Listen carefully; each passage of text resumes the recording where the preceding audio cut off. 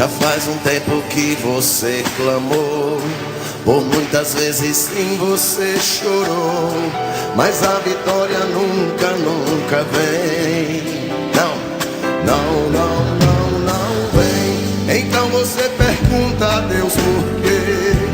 O que eu fiz, Senhor, pra não merecer? Misericórdia, Deus, eu sou teu filho. Eu sou teu filho. Oh, não. Daí que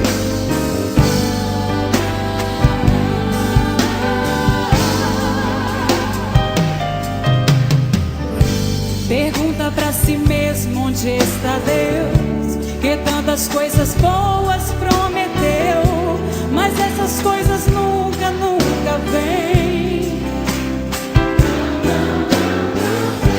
Então você não sabe o que fazer. A dor e o desespero não te deixa ver que Deus tem algo profundo contigo. Ele é contigo. O que Deus preparou é muito maior.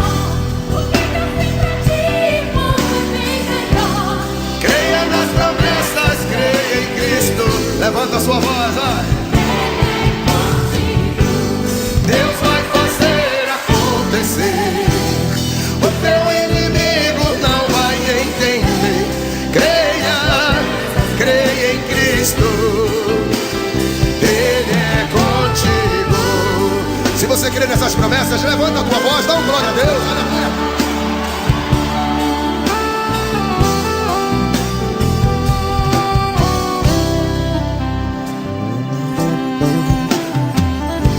Pergunta pra si mesmo onde está Deus, que tantas coisas boas prometeu, mas essas coisas nunca, nunca vêm.